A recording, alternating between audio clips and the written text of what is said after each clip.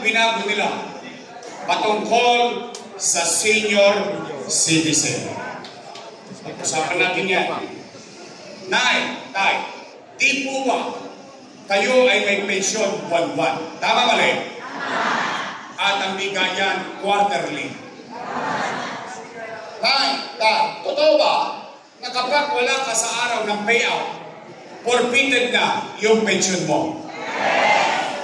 Mali yun. Mali yun. Tingnan natin ha. Tay, alalahanin natin kung paano nagsimula yan. Wala pa naman kayo Alzheimer's mo. Wala pa naman.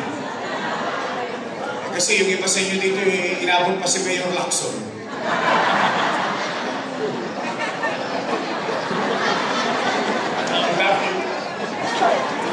O sige, Villegas na lang. Anong ibig ko sabihin? Sa dinami-dami na nagdaang mayor sa lungsod ng Maynila, sa hinaba-haba ng pamumuhay niyo sa Maynila, first time kayong bumoto ng batang mayor. Dati ang binuboto ng mga taga-Maynila na mayor yung konti na lang ang birthday. Totoo naman. First time. You took the risk. You gambled to elect a young mayor. Hello, Nay. Pwede po kayong ma-interview saglit lang? Ano po yung masasabi nyo sa sinabi ni Yorme ngayon? Ayos yun. Tama naman lahat eh. Oo. Totoo naman. Mataga-bima pa kami. Ayan, maasahan po ba namin ang suporta nyo kay Yorme at saka kay Vice G? 5 kami. Tama oh. Lahat yun. Maasahan po ba namin yung suporta nyo kay Mayor Isko Moreno at kay Vice G? Okay lang. Maganda. Maganda sinabi nila. Yan, thank you po.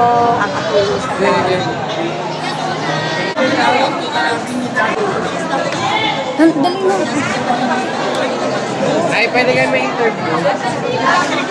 Kay Yorme sa IG.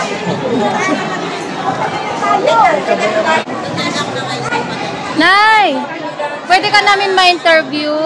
Ano yung masasabi mo sa mga sinabi ni Yorme ngayon? At saka ni Vice G at Jen. Ay, dapat babalik siya. Dahil hindi kami naghirap mula nung nandyan siya. Kaya kailangan maibalik lang siya. Yan lang ang masasabi ko kay Yorme. Thank you. I-blur na lang namin, Nay. Opo. Nay, ano po masasabi niyo po sa speech ni Yorme? Okay, masaya siya.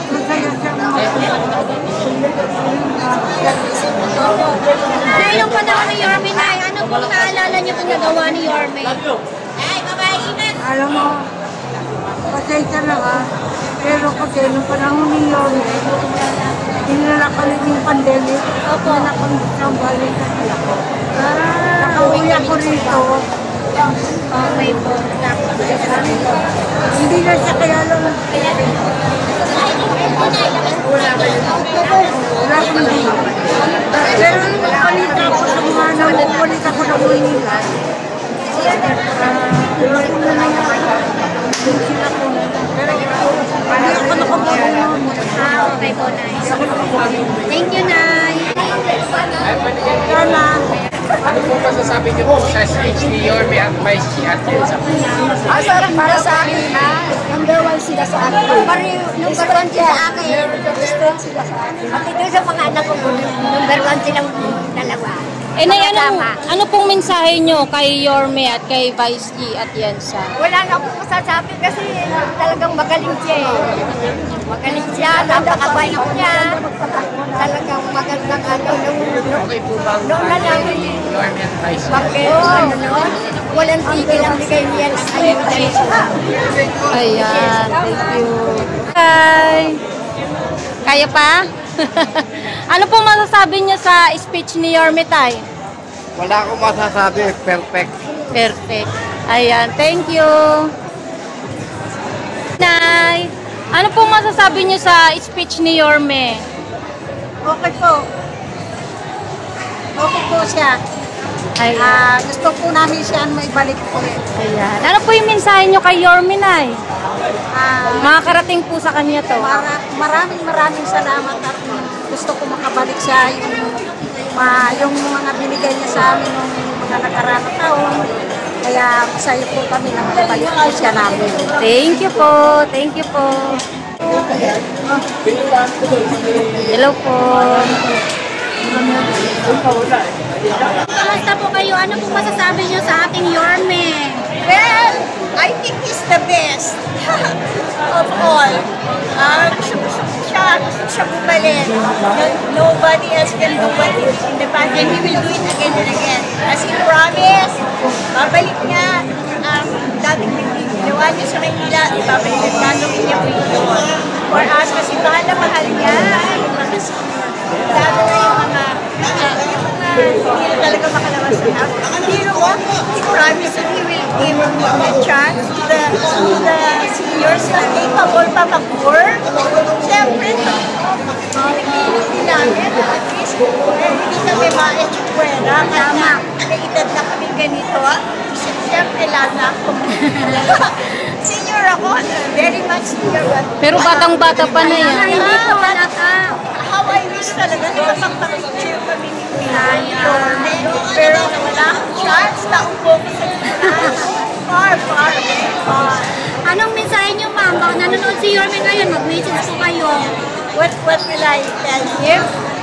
Wala siyang worry. I'll vote straight and I'll tell all my senior friends and all my relatives in Manila to vote for Yorme and all the District 6 councilors straight and our congressman. Yes. Congressman Joey Coy. Siyempre. Tom Jones. Tom Jones is Madonna. Thank you. Okay, bye. Nay, baka pwede namin kayong tanungin sa speech ni Yorme. Kamusta na po? Ano po yung masasabi niyo sa speech ni Yorme? Very informative Yes po, yung... and very convincing. How about Vice Mayor Chi Atienza? Ano po masasabi niyo Ay, sa talagang ang galing-galing ni Mayor, Vice Mayor. Ang galing niya kumanta. Mami. Pero meron siyang capability to become Vice Mayor? because yung natapos siyang kurso, aakma doon sa Yung regarding po sa priority niyo po ang senior.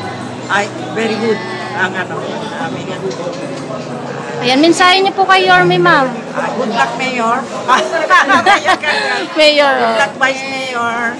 Mami, nung panahon po ni Yorme, ano pong naalala mo na nagawa ni Yorme nung panahon siya ang mayor? Yung unang-una doon sa Tondo, sa Opo, ano pong Divisoria. mga nagawa niya? Kung naalala niyo Nilinis po niya ang Divisoria. At saka sa Loton. sa loob. Loton. At saka doon sa mga bridge. Yes po. Na mga umiihi ang mga Mga street brother cleaners. natin. Yes. Brother natin Muslims, doon sila umiihi sa Ayala Bridge. Kasi doon ako nag-work sa DBM.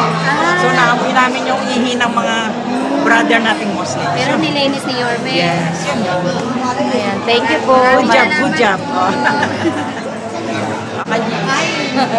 Tuwan-tuwa kayo, kilig na kilig. Siyempre, mahal na mahal namin yan. Lalo na si Chi. Mahal namin kayo. Kaya kami, solid. Straight na, para maganda sa konten. And sama na rin, Congressman Joey Uy. Diyos ko, bata pa yan. Joey Uy na. Asan na ba yun? And ay, last message mo kay Yorme. Yorme! Hindi ka galit na. Yorme! I love you! Basta Yorme, tuparin mo yan. Alam ko, tutuparin mo yan. Kung anong pagtupad ni Mayor Atienza sa Maynila, ganun ka rin. Alaga din ni Mayor Atienza yan si Mayor Isko. Si Isko. Mensahe ng pasasalamat. Thank you, Mayor Isko Moreno. Masayang-masaya kami. Hindi kami inantok. Wala kaming inaantok dun sa aming tila. Ang saya naman kasi magkwento ni Yorme noon ay. Siyempre, ganyan niya kamahal ang mga senior citizen. Ang sabi niya, baka daw patawag kami nung Ladies' Choice. Ladies' Choice, pupunta kami. Pero Siyempre, ang tao pagdating sa butuhan, matatalino. Kahit kami senior, wala pa kaming assignment. And lastly, let's make Manila great again. Let's make Manila clean again. Yes. Salamat, Nanay.